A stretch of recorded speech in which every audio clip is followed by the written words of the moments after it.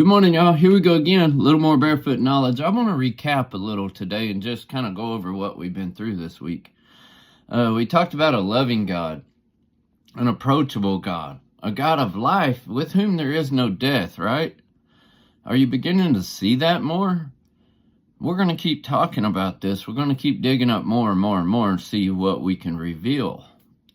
So we talked also about who is the Him in Luke 12:5. How do you see that now? It's always been preached as that's God. I don't know. What do you think? Then we talked about the coins in Luke 12:6 and 7.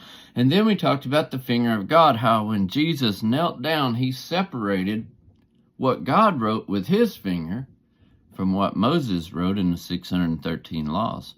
Now, I want to ask you this. What if Moses had not wrote the other 613 laws? Could he have convicted their hearts? Could they have tried to accuse him if they weren't wrote? I don't think so, because they'd only been the 10 Commandments. So I want to ask you this too.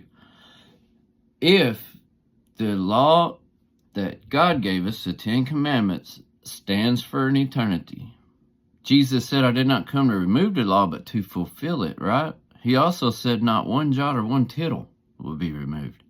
So, if you do not stand before the law of God, which is the law of love within the 10 Commandments, you will stand before the law of Moses, one or the other.